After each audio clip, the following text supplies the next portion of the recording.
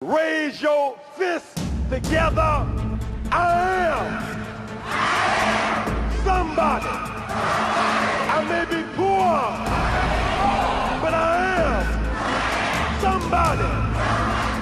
Red and yellow, brown, black, and white. We're all precious in God's sight. Everybody is somebody. Stop the violence. Save the children. Stop bullying. Save the children. Hold your head high. Stick your chest out. You can make it. Keep hope alive. Keep hope alive. Keep hope alive. Hi, I'm Dr. Sonia Whitaker, National Education Policy Director for Push for Excellence. And on behalf of the Rainbow Push Coalition, we'd like to thank you so very much for giving of your gift of time and joining us here on our Saturday morning forum. We'd like to thank Word Network for bringing you to us and us to you, and yet we recognize that there are many of you that are watching us right now on Facebook Live. If you're doing so, we'd like to ask that you like our page. And for the many of you that are watching us now on YouTube Live, we'd like to ask that you subscribe to our page so that you may gain immediate access to all of the content that we have in store for you. And speaking of content, we can't do this without you. We need your support. In fact, we've made it really easy for you to give. You can simply take that cell phone of yours and hold it to the QR code on the screen and give right on the spot. Or you can take that same cell phone and simply text the word PUSH to 41444. Text PUSH to 41444. You may also elect to go to our website at rainbowpush.org and click on the donate button. Now, whatever you do, do not move, do not touch that dial, sit tight, because we're gonna be right back. The push is on. Today we pause to celebrate the life of one of the most phenomenal entertainers and artists, Tina Turner. Here's a woman who met and faced many personal challenges, and yet she was the artistic gift that never stopped giving. She had a commitment to the struggle for human rights, as well as met challenges within her business, within her industry, with great dignity. And so we thank Tina Turner for a life well lived. You're simply the best. Tina Turner's hit anthem may well have summed up her life. The lyrics, a fitting description for a one-of-a-kind superstar whose unmatched stamina, fierce voice, and sex appeal cemented her as a rock and roll legend.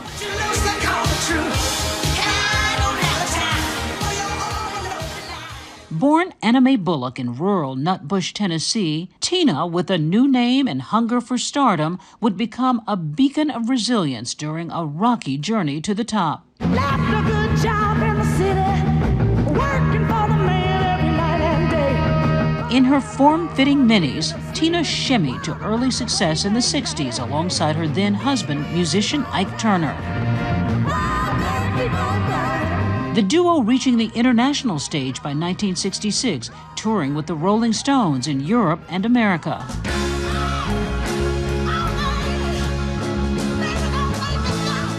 But offstage, Tina endured an abusive relationship. My life with Ike was one that a lot of maybe people are familiar with, the husbands that practice brutality. Why did you stay so long then? I felt responsible. I felt that I couldn't leave because too many things would be destroyed. She would later find the strength to leave. In 1976, with only 36 cents in her purse, Tina fled her marriage, forging a path on her own. I'm your private dancer, a dancer for money. Do what you want me to do. Her 1984 debut solo album, Private Dancer, soaring and reinventing her career, with the breakup anthem in what would become her best-selling single. What's love got to do with it? Who needs a heart when a heart #1 record, 3 Grammys, and 11 million copies sold. At 45 years old, she was now the queen of rock and roll. You think I don't know the law? Wasn't it me who wrote it? A bona fide star, Tina set her eyes on the big screen with a celebrated role in the 1985 film Mad Max Beyond Thunderdome.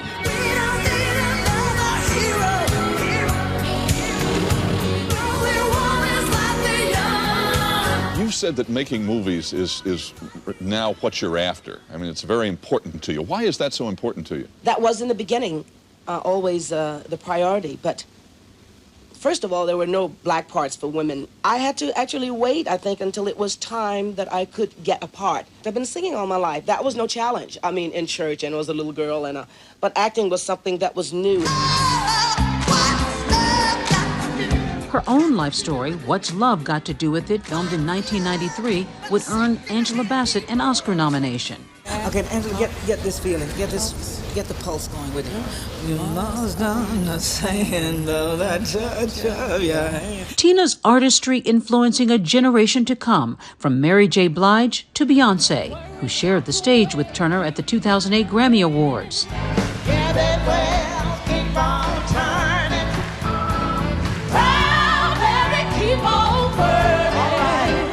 The pop star paying homage to her idol, writing, "My beloved queen, I love you endlessly. I'm so grateful for your inspiration in all the ways you have paved the way."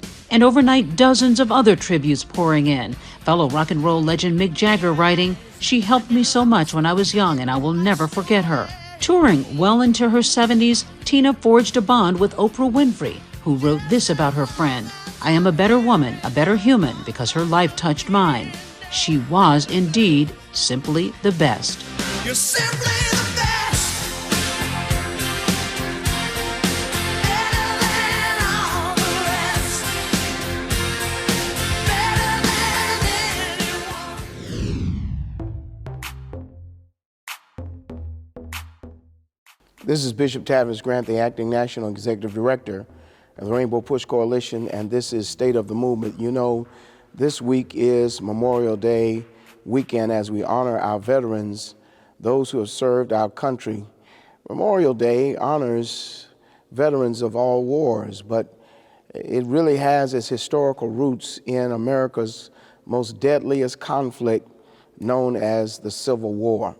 Approximately 620,000 soldiers died, and about 2/3 of them died from disease. Pulitzer Prize winner David Blight writes in his book and brings to the national awareness how African Americans freed slaves decorated soldiers' graves on May 1st, 1865. In his book, Race and Reunion, The Civil War in American Memory, he details a commemoration organized by free slaves, some were white missionaries, in Charleston, South Carolina, a former planters' racetrack where Confederates held captured Union soldiers during the last year of the Civil War. 257 prisoners died, many of them by disease and brutality. Buried in unmarked graves, black residents of Charleston came together and decided to give them a proper burial. 10 days leading up to the event, roughly 2,000 African Americans and some white Charlestons reorganized the graves in respectable rows and built a 10-foot white wall, white fence around them. They created an archway in bold black letters that said, "Martyrs of the Race Course." About 10,000 people joined that day, led by 3,000 African American children who played songs and sang songs and carried flowers. It was all recorded in the Charleston Daily Recorder and the New York Tribune. These children paraded around the racetrack, holding roses and singing the Union song, "John Brown's Body." They were followed by countless numbers of society members, churches, and pastors who were part of this freedom parade to make sure that these soldiers received the proper respect and acknowledgement for their services. Black pastors delivered stirring messages of hope and inspiration, led by prayer and singing of spirituals. This was a moment of honoring service and sacrifice for these freedom fighters. Progress towards racial equality in the U.S. is often short-lived, and few understand this better than African American veterans. African American veterans who've laid their lives down on the lines of freedom and democracy to protect and defend us on a daily basis. They expected the rewards of full inclusion, acceptance, citizenship, and a right to their seat at the table. And oftentimes these veterans received humiliation, discrimination, incarceration, and yes, even death. Black veterans were in World War I and II the primary targets of racialized violence, often because of their participation in the U.S. military. It has been risky for black servicemen to wear their uniform because many white Americans at that time interpreted it as an act of defiance. For example, after World War I, a racially violent climate of domestic terrorism against black people occurred, called the Red Summer of 1919. White mobs rose up against black communities across 25 cities in America. And in almost every region of the United States, African Americans were openly brutalized, lynched, and killed. Among them were 13 black veterans. This was a kind of racial terror that drove African Americans by the millions into northern cities in the early 20th century. And instead of finding sanctuary in the North, unlike the South, these cities equally became hotbeds of racism and violence, like the battlefields these men and women fought on behalf of the country they found to be beloved. The plight and fight for African American veterans continues. A newly surfaced report, a 2017 internal report on the Veterans Affairs, shows that black veterans were more often denied benefits for post-traumatic stress disorder than their white counterparts. From 2011 to 2016, it showed that African American veterans had a higher rate of denial. 57% of African American veterans were denied benefits, resources, and services for post-traumatic stress disorder. The report helps to understand the need for advocacy and the need for legal redress to ensure that these veterans receive the appropriate resources, services, and support. Do you know more than 2 million African Americans serve in the U.S. military today? And like many veterans whose military service paved a way for success and progress in civilian life, African American veterans have used the experience and the discipline and the exposure to the world to acquire prominent positions in what is called the civilian world. People like Ice-T and Jimi Hendrix and Cheryl Underwood and the beloved Harold Belafonte, David Robinson, an NBA Hall of Famer, Berry Gordy and Motown, James Earl Jones, and even Mr. T. And we will never forget the chairman of the Joint Chiefs of Staff, General Colin Powell. It has been the work of Reverend Jesse Jackson for over 50 years to fight for the underserved, to fight for the underclass, and to make this a more perfect union. This weekend, across America, we lift up the names of those who have perished and yet will not be forgotten, because we will always remember them as we keep hope alive. Thank you for your service and your commitment to democracy as we are keeping hope alive. Push Excel's goal is to inspire students to strive for excellence in education in spite of personal, family, and community challenges that they might experience. How do we do this? By advocating for educational policies that guarantee equal funding for all students without regard to race or economic standing. By engaging parents, students, and teachers in pursuing high-quality education and striving for educational excellence at every level. And by forging partnerships with community-based and public sector stakeholders in education. Now, Push Excel is a national model program with the purpose of connecting principals, parents, popular personalities, and students in a bond and to support students at every level on the educational ladder. Now, we want you to become a member of the Rainbow Push Coalition and Push Excel. Your annual membership can help us to change policies that impact students, colleges, and universities all around the country. So step up and sign up today. Membership is only $35, and if you're a student or a senior, $15. Just go to our website, rainbowpush.org, and push join to become a member or push donate to support the Push Excel program. You can also text the word Push Excel, that's PUSHEXCEL, to 41444 on your cell phone, and you can give us any amount that you feel comfortable giving or call us at 773-256-2775. Wherever you are, you can support us as we keep pushing for you. And remember to keep hope alive.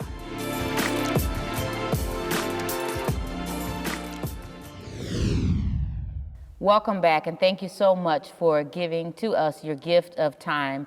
As you're aware, on Monday, it will be Memorial's Day. And so we here at the Rainbow Push Coalition deemed it highly appropriate to bring to the table individuals today who have been impacted by Memorial Day, the remembrance of those that have fallen, as well as families that still have to live through some of the experiences that they've had in terms of trying to deal with the loss of a loved one in this way.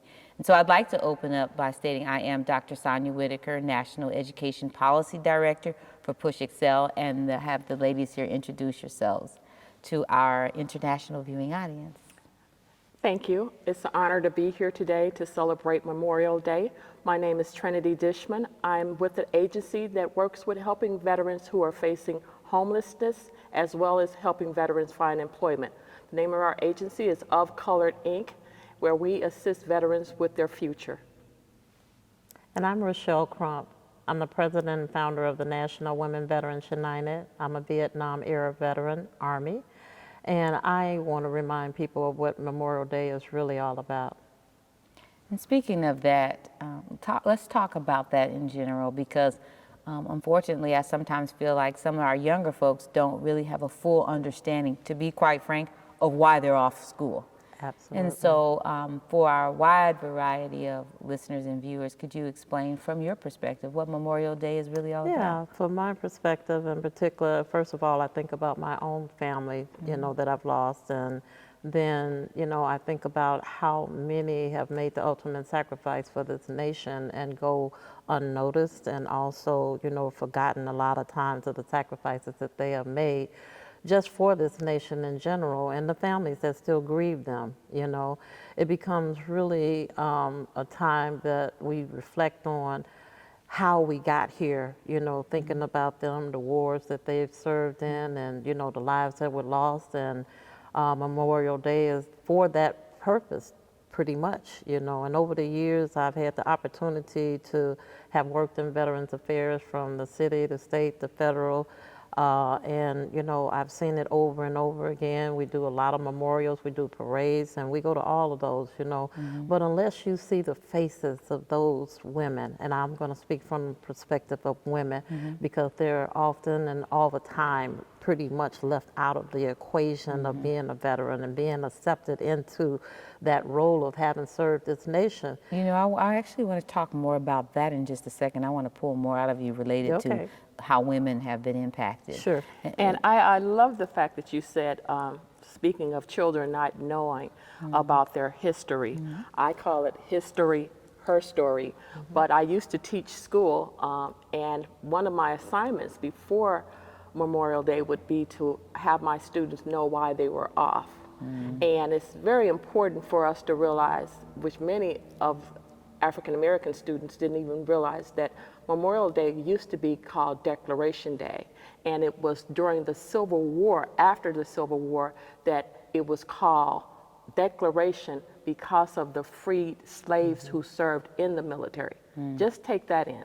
The freed slaves who served in the military then, during the Civil War, were the beginning of what's called Memorial Day today. So again, I taught my children or students to always remember why you are celebrating something. And this was one of the poignant days that we were celebrating, to know why they would be off on this special day. Makes sense, makes a lot of sense. Can I ask, what is occupying the greatest majority of your thinking as it relates to this topic in particular? I know you alluded to women in particular. Well, and I don't want to just say just women also, because for years, you know, women weren't really standing out to be veterans. They didn't feel comfortable, and they didn't really know that they served, actually. A lot of times, you know, they wouldn't even identify as a veteran. So over those years, you know, I've had the privilege and the, you know, priority of males as well, to make sure that they understand the roles that women have actually played during that time, and those that have actually died for this country too, because they are the unknown population that basically is forgotten, you know, and that's how I came out of that role, but it's always been about males. So that's why when I have something to, you know, contribute, it's always about the women, because everybody thinks it's males. And we're always, no one is going to walk up to us and ask if we are a veteran. But usually the males, they kind of precede that they served in the military, and or they're going to wear their gear, or, you know, a hat or something to identify. And I'm pushing women in that role now. I always have something on that shows that you are a veteran, so you don't get left out of the process. But that doesn't work either, because sometimes they want to know, did your father serve, or did you, you know? I got it. Yeah. So help me understand. I'm asking because I'm genuine when I say I don't understand, right? When you say that the women are hesitant to share, if you could share one or two reasons in particular as to why they would be hesitant to share, I think it would be great for our viewing audience to know. A lot of it is because they don't feel that they've served a lot of times. They don't see their role as being important, because that's how they have been treated like that all these years. Okay. So a lot of times it's I served, and it's in a low tone, you know what I'm saying? And not in the way that people really can gravitate to the fact that, oh, that women serve. But when they see, for example, our organization, the National Women Veterans United, you'll see all of us dressed alike, and then it's like, oh, who are you all? Where did you come from? You know, and then we get the applaud for it. It's like they never saw or even contemplated that women served in the military. Wow. And it's also the language. It's the language that we have in our history today. With the war, we say servicemen. We say thank you for your service. And the language that many of them are seeing is that they're being a little devalued, because they're saying thank you for your service, or they're assuming that just because you were a man, you may have served during the Vietnam War. And my father served during the Korean War, and those were during times for people of color in particular, very trying. We went over to another country to fight, but yet we were still fighting our struggles and barriers here. I have women veterans that I work with right now that they don't identify as a full military service person, because their fellow comrades may have not shown them that they were worthy, or that they are Air Force, Navy, Marine. Air Force, Navy, Marine, Army, reserves, you're still a veteran. Whether you're a male or a female, you're still a veteran, but many of the women do not identify as being called veterans because they weren't given the opportunity to be represented. When you speak about the Vietnam War in particular, there were 11,000 volunteers. Volunteers are service female veterans who were serving over there. They identify as nurses. They identify as one of our beautiful people who just expired or took her last breath was an Air Force person, Air Force Patricia Patty Keir. She shared with me that she was over in Vietnam and Thailand, and she was a radio announcer. She shared with me that she would be on the radio saying, "This is Sweet Patty Keir's." Some military person during those times heard her voice of comfort. She was a service person under Air Force that wasn't recognized as a combat person. And that's something that I think Veteran Crump could speak about, is the difference between combat and also serving. Well, absolutely. You know, the same thing in our organization. We have women who have served land, air, and sea. And so, you know, what they have done has been amazing along the way, you know, and a lot of them are the first at different, you know, perspectives. Sure. And when you look at it from that lens and you see, just like you said, Patty being in Vietnam and being a nurse, there were others too.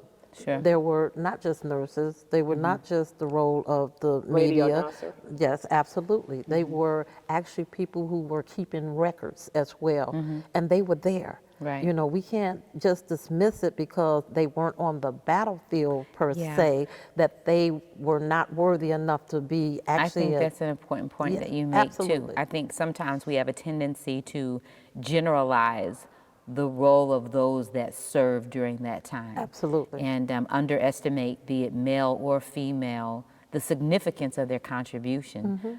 My father is retired now from the United States Air Force, but he joined the Air Force during the Vietnam War as an aircraft mechanic.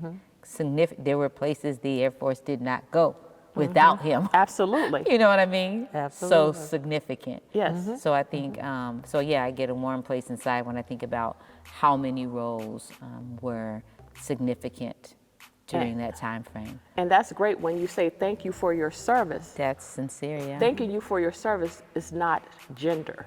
Thanking you for your service is not just military. And these men and women during, unfortunately, we're celebrating Memorial Day, many of them gave the ultimate service, which were their lives. We celebrate Memorial Day, but we also celebrate Veterans Day.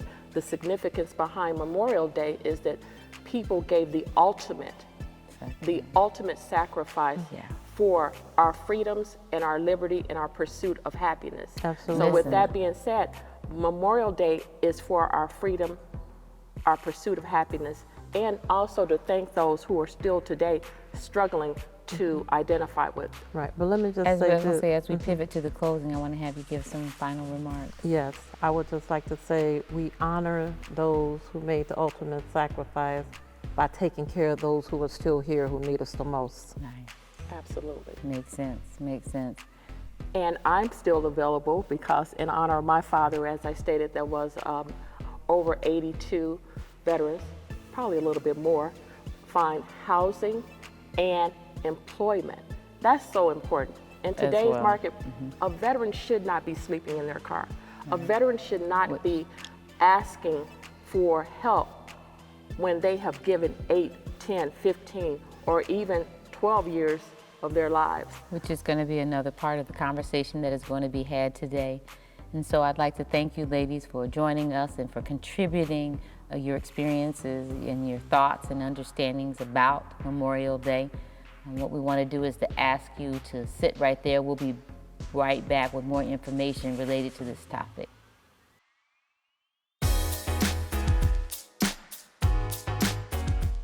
Today, I want to tell you about a number of things that we face as we look at education from kindergarten all the way through college to career.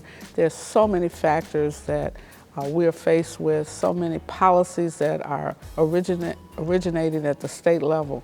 We have the whole banning of books and curriculum, and then we have students using artificial intelligence, ChatGPT, to write papers, to do research, to perform tasks that normally were student-led, now it's technology-led. And so we have to look at what does that mean in terms of our student performances? What does that mean in terms of our intellectual capacity as humans? And so we're going to be talking about that at the upcoming Rainbow Push Convention on July the 17th. July 15th through the 19th is the convention, but Education Day is Monday. I'm going to look at the unequal state of education 69 years after Brown versus the Board of Education. I want you to register now. We're suggesting that registration for this year's convention is $35, which is not a lot of money because we want you there. We want you to be engaged in the conversations that will help you understand the challenges our young people face as they seek to acquire a quality education that will either take them to college, to career, or take them from high school to a career, through job training, whether it's in two-year colleges or whether it's in a trade program. We want our young people prepared, but the question is, how even is the playing field? What is happening to prevent our students from getting a high-quality public education, K-12? What is preventing our young people from, who have the aptitude, the interest, and the desire to go to higher education? What barriers do they face, and how can we prevent them? What should we be doing in public policy? How can we help parents who have faced a number of economic challenges based on the structural inequalities that exist? Well, I know you're asking those questions. I know you want answers. I need you to register for the convention this year. We have so much to share with you, so many opportunities, but we want to engage you in using the power that you have as a parent, the power that you have as even as a neighbor, a relative, to make sure that all of our young people have access to a high quality education and they're not restricted by financial barriers, they're not restricted by the lack of access to quality schools in their neighborhoods. So we want you to help us help change the course in the face of U.S. education. And then we want to help look at globally, what are we doing, who are our partners internationally. It's going to be a powerful time that we have at the Rainbow Push Convention, July 15th through the 19th. Registration is a nominal amount of money, $35 per person, $15 per student. Won't you register and join us now? Register so that you can be there July the 15th through the 19th in Chicago. More information will be coming. This is Bishop Tavis Grant, the Acting National Executive Director of the Rainbow Push Coalition. I want to thank you for joining us. This is Memorial Day weekend as we recognize, remember, and reflect on the service of our men and women who serve all over the world in the various branches of military. My beloved father served in the Air Force and during Vietnam. So I know personally up close what it means to remember the heroism and the heroic efforts that Americans have made, particularly African-American soldiers, men and women who've served across the country in many conflicts and wars and confrontations. And even as we see war in Ukraine and various other parts of the world, these human catastrophes take their toll. And these men and women oftentimes come back and they too have to put their lives back together. We have an amazing guest, Mr. Albert Alexander, am I saying that right? That's right. A special place? For veterans. For veterans. Here in Chicago, he has an amazing story of resilience and recovery and redemption. And we want to make sure that you become engaged. If you know there's a veteran that we can help in one way or another, at the bottom of the screen, www.rainbowpush.org, we are here to help assist and provide resources to veterans at this critical time as we're recovering from the pandemic and the economic ills of our times. It's important to know that we do care about the least of these. And on behalf of Reverend Jesse Jackson and our national body of members and leaders, we want to thank you for your service. Albert, tell us a little bit about your story and how you've come about to starting this phenomenal organization. Well, first of all, I'd like to thank you for being here and doing this interview with me. And I like to say, you mentioned about the families. One of the things I personally feel, and I bring out through my organization, is that I personally feel that not enough is talked about the tour of duty that family members have done. And so I want to bring more acknowledgement to that, talk about that and the impact that they've had, because they're part of the tour of duty, because we couldn't do our part without the support of our families and our children. And the part I also like to see talk about is that when a family member is active duty and their spouse don't come back, the daunting task those families have to start a new life all over again without their family member, something that wasn't expected. They have to uproot the whole family, think about a place to live, something they've never done before, and chances are the spouse or the veteran wasn't working, living on base. And so that's something else, what made me think of a special place for veterans. Because while we're active duty, we have things supplied for us, like a home and place where we go to deploy. We don't have to worry about our family, right, where they're gonna live. But when we get out, I want the veterans to be able to continue to serve where they want to instead of where they have to just to make ends meet. And so what made me get started was I was getting medically discharged. And that's what made me think about how I want to still serve this country. And so when I got out, I started, had no idea what I was doing. I had never started a business before. So I got out, called myself, failing myself to success and learning how to start a nonprofit. And now almost 15 years later, since I've been out, I've been homeless 2 different times. Have been on the news a couple of times regarding that situation, how I go from helping veterans to needing help myself. But it happened. When we talk about, and I've had the opportunity from Germany to many of the military bases here in the United States, I've had opportunity to speak to military servicemen and women, and many of our viewers and outside of that don't know the plight of service members and their families and their lack of access, because one would like to believe that the highest level of health care, wraparound services, financial assistance, education, etc., would be made available to these men and women who go into harm's way in some of the most horrific places around the world and come within seconds of losing their lives while their families are back here struggling. As if it's a penalty when it should be a promise of taking care of our veterans. That's funny you say that, because I was reading a book one time, and a man made a good example of civilians and veterans. And he said, if you are a sheep, you get along fine. If you are a sheep dog, you're nice enough to deal with the wolf, but mean enough to deal with the wolf and nice enough to deal with the sheep, right? So there's 2 different species.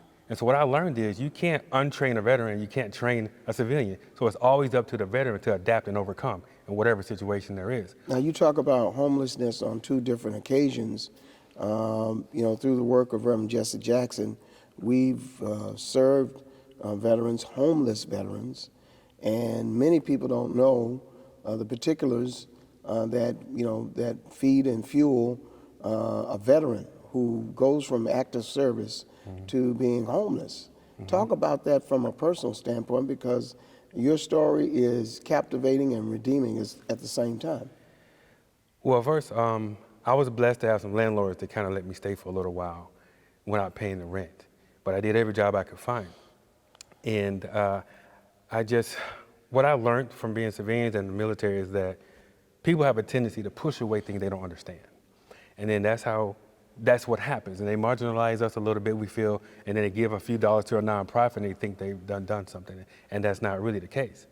We need more than just that, because we don't, I've applied for jobs. I did HR in the military, tried to do HR in civilian life, but a lot of terminology I didn't understand. They didn't understand what I'm saying, so I don't even know if I qualify for this job. Should I even apply for it? So things are perpetuated like that, and there is no real transition into civilian life as far as the job training for civilian life. It's real different. There's different qualifications, different jobs. Like a lot of people who did truck driving in the military didn't qualify to be a truck driver on the outside. And why? And so now we're stuck. So you have skills and opportunities that are not always transferable or accepted, yes, outside of military life. Correct. Yeah. And so it's frustrating. And then those kind of things can trigger someone that might not have had PTSD could get it, because now I'm in a situation I've never been in before, and there's no resolution for it, and it's up to me to figure it out. And so when the families can fall apart, because when people don't, I feel people don't understand that military life is like it's like being in another country. You get institutionalized. It's a military life, and then you jump into civilians. What civilians don't understand the way you think, the way you talk, your thinking, decision-making process. And now the kids going to school with kids that don't understand them, the spouses in the community, people don't understand them, and then all of them trying to get a job in a place that people don't understand the way they think and talk. And so now we're looking to each other to solve the problem, and no one has the answer. Now, you served during what war or what conflict? I was in Kuwait in 2005, okay, and I was actually one of the ones that didn't have to kick down the doors.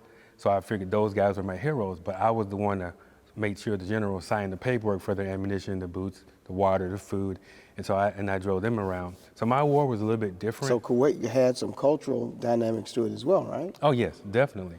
I learned a lot being there, and to tell you the truth, it was one of the first time I actually was seen as an American, not a black person or a white person. And I had on a uniform, and I was just seen as American. Actually, getting deployed made me feel good because I didn't feel that stigma of black and white, and like I did coming back home and duty stations I had at home. But and being in different countries really made me feel actually. Now, Special Place for Veterans, talk about that, because you have created this out of your own experiences. Yes. And seeing the opportunity to turn the lives of other veterans around. Yes, so every single program that we've come up with and things we do has an aspect of healing. So we call it Holistic Human Health and Healing Program, H4. Okay, so when we want to give a family member a place to live, and we know, and you know that place is there for you, your family, after you die, to me that's a spiritual rest. You don't have to worry about that. And I believe we should live as a collective, just as we did in active duty, instead of saying every man for themselves when they come out, because we believed in the band of the hand when we were in active duty. Everybody came together, we did our part, and I believe in strengthening weaknesses. So when our people come on my board and come aboard with us, that's what I talk. That's the spirit I want us to have, to strengthen the weakness. Look at the weakness so we can strengthen it and not capitalize on it and derogotize people for not being strong in this area. Now, how many veterans do you currently serve? Well, it's over the last couple of years, I'm going to say probably about 100, because most of our successes has been in employment, actually kind of like counseling and coaching, helping people believe what they can do, what they think they cannot do, which is what I bring personally to the table. And when I do my case management, and housing case management, dealing with the homeless, I kind of instill that in them to say, you can do this. I did it, you can do it too. Talk about the impact of mental health as relates to being a homeless veteran. It's almost an oxymoron. And you talk about almost like a reentry from going from active duty into civilian life. That has to have some real, real deep mental health impact on an individual not knowing how to make that transition on their own. Well, this is what I share, because this is what I was able to do. I work to change the stigma of mental health to spiritual strengthening, to show that God made us as spiritual beings. And so how we can remain powerful and effective in our most traumatic situation, memory, or trigger by knowing that you're the breath of life, and you can choose what you want to give life to. Happiness, sadness, joy, peace, all those are elements out there minding their own business, and you, the breath of life, give life to any of those things. So if you feel you need prayer or have a stronghold or need deliverance, I believe that's not true. I believe you're experiencing the strength of your own power as the breath of life, and you can choose to not give life to hate. Because when you give life to something like that, it's going to do what it's designed to do. You have the right to choose. Because hate or happiness, they're going to do what they're designed to do. So you can't blame hate. When you plug up a phone or a laptop, it's going to do just what it's designed to do when you give power to it. So if you don't want that, stop giving life to those things. And just knowing that, to me, is half the battle. So I like to give a structured mental model for people to operate spiritually as spiritual strengthening, deliberately and on purpose, and not haphazardly. Mm-hmm. So that's what I did when I was going through, and I was haphazardly doing that, and I was able to put a structure behind it, and it kept me from doing drugs, beating my wife and kids, drinking, and it didn't stop it from being difficult or hard or wanting to do, but it gave you something to draw on so you can remain powerful and effective in choosing in those most detrimental situations. So when you talk about that, the transformative value of what you provide helps individuals to kind of see life through a different schism, having wherever they have served, right, in whatever branch of military they serve, they get a chance to come back and almost reset their own lives. Exactly, and I'm glad you said that, because what I personally believe, and I've talked to several people that are in the field, professionals, that one way to get over to some trauma is to relive it through a different lens. But who wants to do that, especially if it's trauma? Because you and I can experience the exact same thing and have different experiences from it, and we can experience it at the exact same time. But if I can see it through your lens, then maybe my experience won't seem so bad to me. If you like, oh, this is great, and I'm like, oh man, it's the worst thing I ever had. Why do I see it that way? And so I try to see if we get people to work with that on their own terms in their own way, and to let it work for them, because you can't tell everybody how to do that. But I do want to plant the seed and let's see if they can start working with that. And that, to me, that's what makes a special place for veterans truly be a special place for veterans, because I think we have a unique situation that we need that most people don't have. And I don't think it's addressed directly to say this is for veterans only, this is for veteran families only, you know, and because no one else has gone through this thing like this. You know, you talked about serving in Kuwait and not having to deal with some of the colorization that happens here in the States from being a black man, right?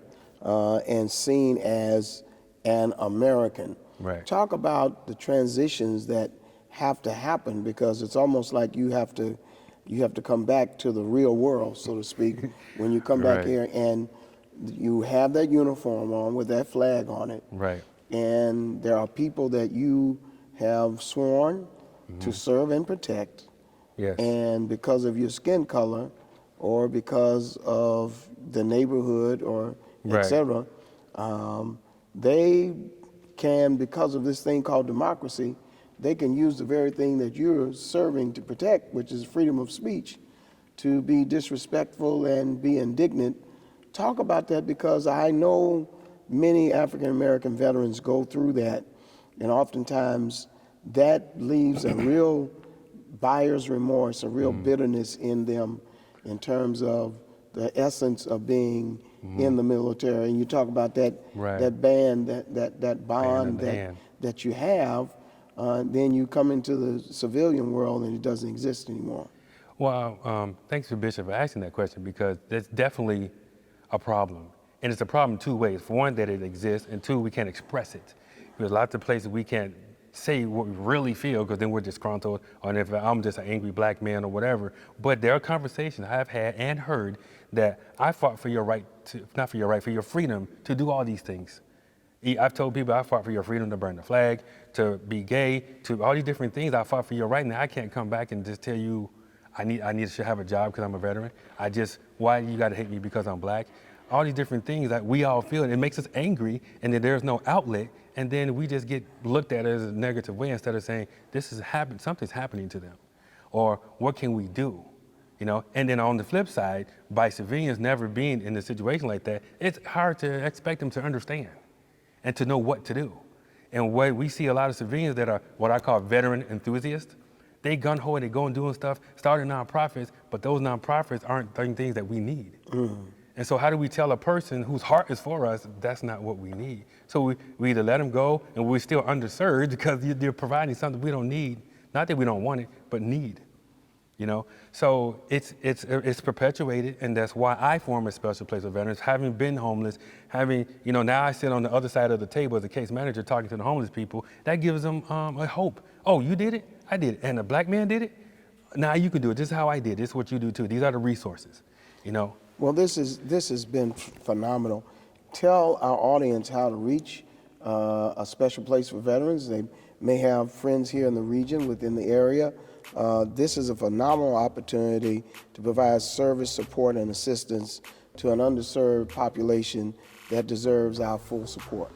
When I say July 1st, we're hosting our first event that we have, because we have a building now on 40th and Western, 4025 South Western.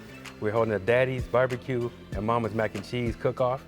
And it's called A Special Place for Veterans on LinkedIn and on Facebook, A Special Place for Veterans. And we made some changes to our website, so that'll be back up in about a week. Listen, I want to thank you for joining us, and those of you who view us here on the Word Network, you know the tireless commitment that Reverend Jackson has to serving individuals of all walks of life. Our veterans mean so much to us, and it is so critically important that you as one of our members, one of our partners, and one of our co-laborers remember our veterans and how vital it is for us to make sure that they are restored, they're renewed, and that they are accepted in our communities in ways that help them heal and become not just good, but better. That's really been the work of Reverend Jesse Jackson as we indeed keep hope alive.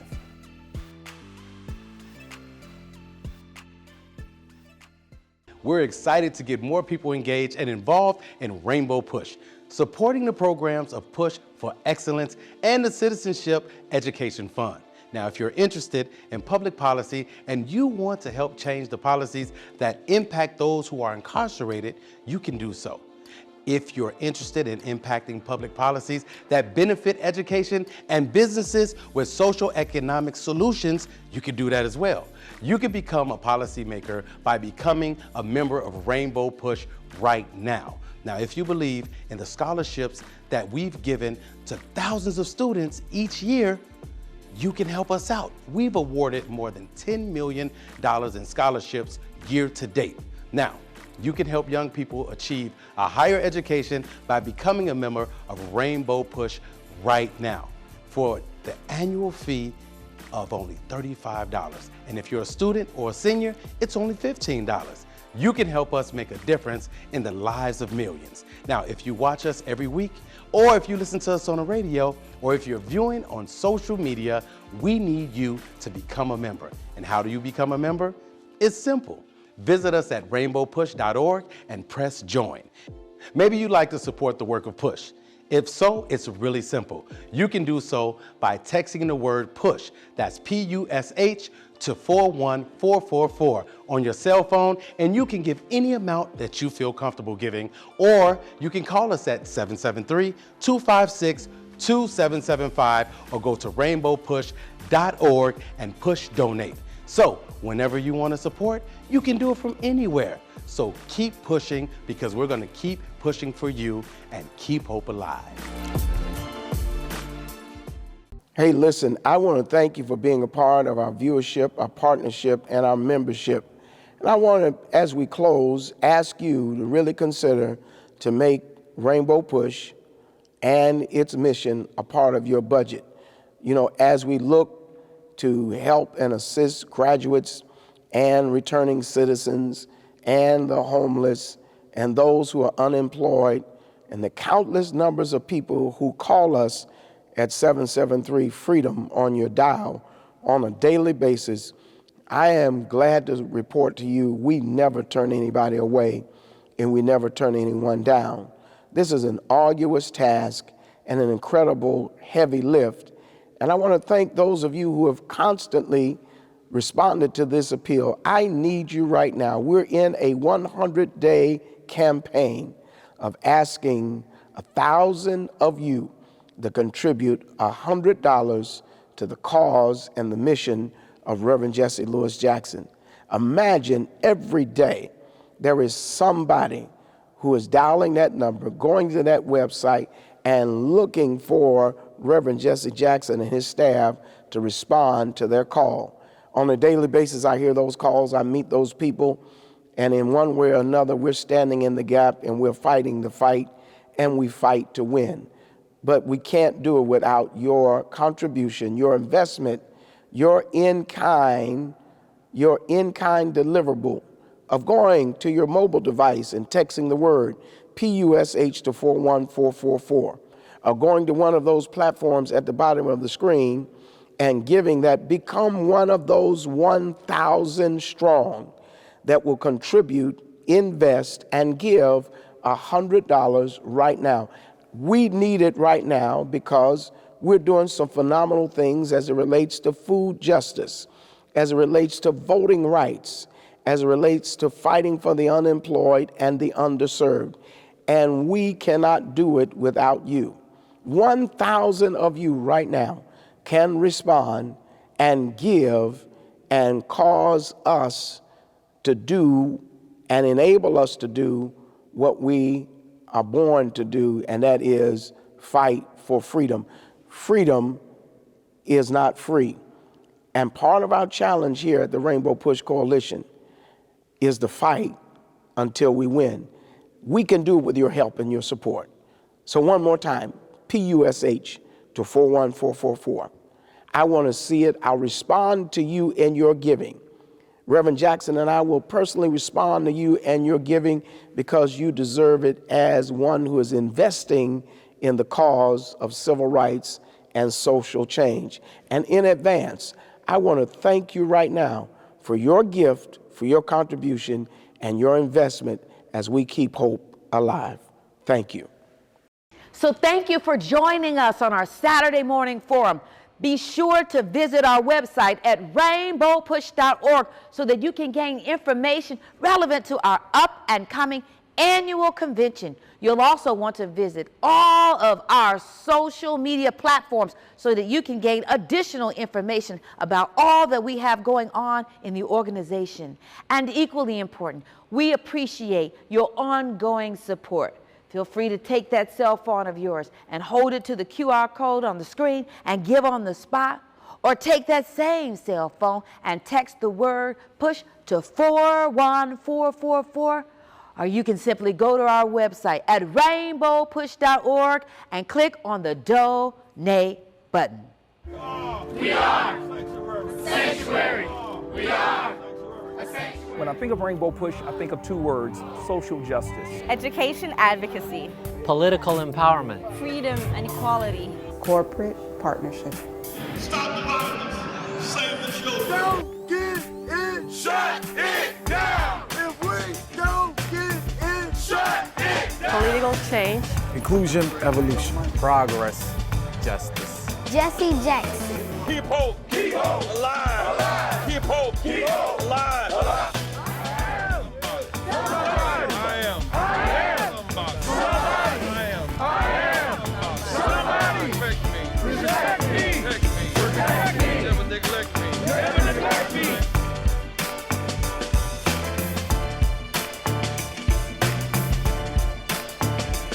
We want to be bridges to end these cultural gaps.